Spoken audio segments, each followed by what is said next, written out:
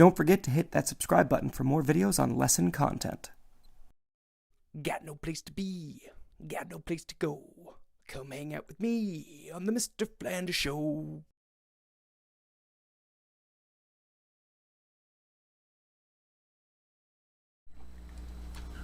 Hello everybody, Mr. Flanders here, and we are starting our week off with a fact assessment. Whoa, calm down, breathe. Okay, I know you guys are way too excited for this.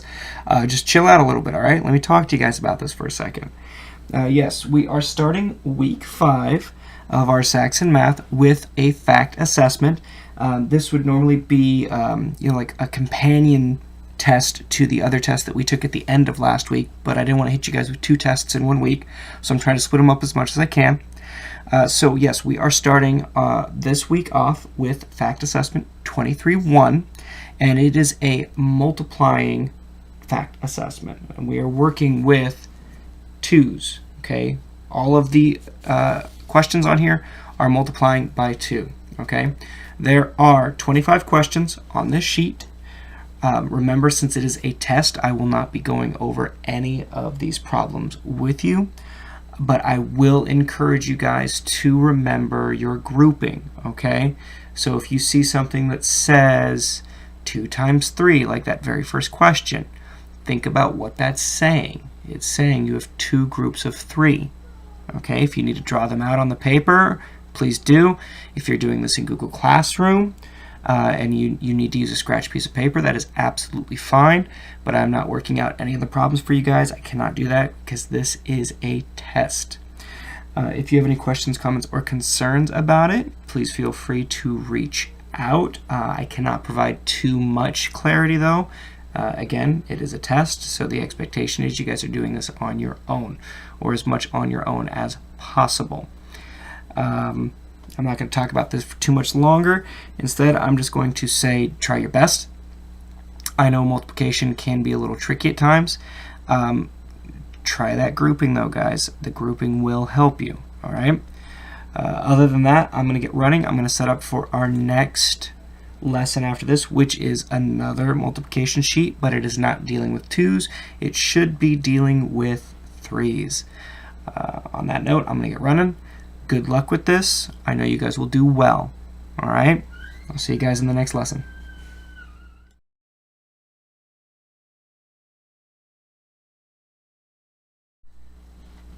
Hey, Mr. Flanders back at it with you guys. We are continuing our math lesson for the day. I hope everyone did pretty well with their fact assessment. I apologize that even in this situation, I'm still giving you guys tests, but, you know, it's part of what comes along with it all. So I apologize, but at the same time, I'm not too sorry, just because, you know, it's what we'd be doing in class anyways, and I want you guys to be doing as much as of what we'd be doing in class as possible. All right, with that being said, we're going to go ahead and look at our first worksheet for after our test, and it is going to be Class Fact Practice 121A. This is an A side and a B side worksheet, which means you are expected to do A side and B side. I know some of my friends have been only doing the A side, and I just want you guys to remember this is you have to do both sides. Okay. Since this is a class fact practice, and we have been working on our multiplication, not just with our 2's times tables like we just did on our test, but we have also been starting with the 3 times tables. I'm only going to walk you guys through a couple of the problems, and then the expectation is you guys are taking the skills that we talk about and you are moving on to do them on your own, the rest of them. Okay? All right. So let's go ahead and look at question number 1. Now, who remembers the rule about multiplying 0? Because we've got 3 times 0 here. Did you remember what the rule is? Yes, the rule is anytime you're multiplying by a 0, the answer is always 0, because you cannot multiply by 0. So I'm just going to write, boom, 0 right there. Okay? Really easy stuff, guys. Really easy stuff. Now, let's look at the second one, 3 times 1. Okay? Who remembers what the rule is for multiplying by 1?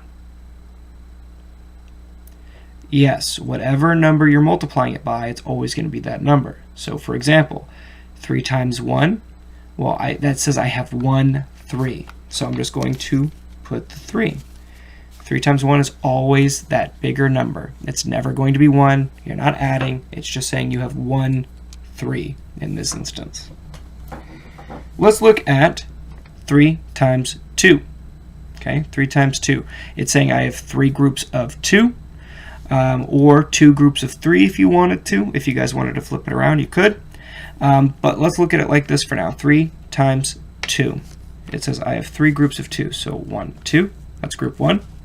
1, 2, that's group 2. 1, 2, and that's group 3. I have 1, 2, 3 groups of 1, 2. Okay, let's go ahead and count these to get our answer. 1, 2, 3, 4, 5, 6.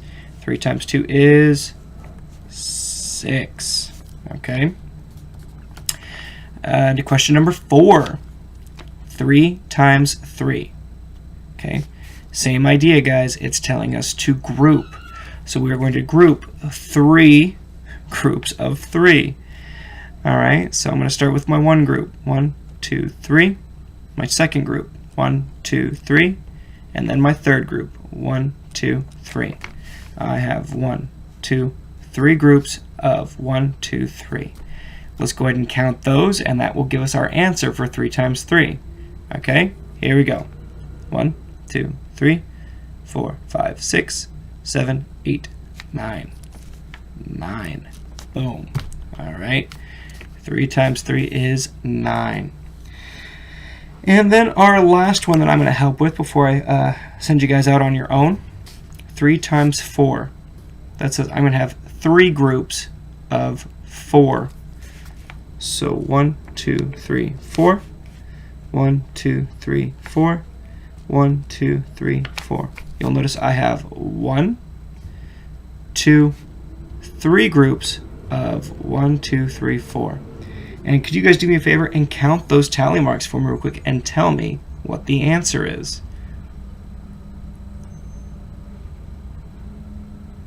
Right, the answer is 12. 3 times 4 is 12. Okay?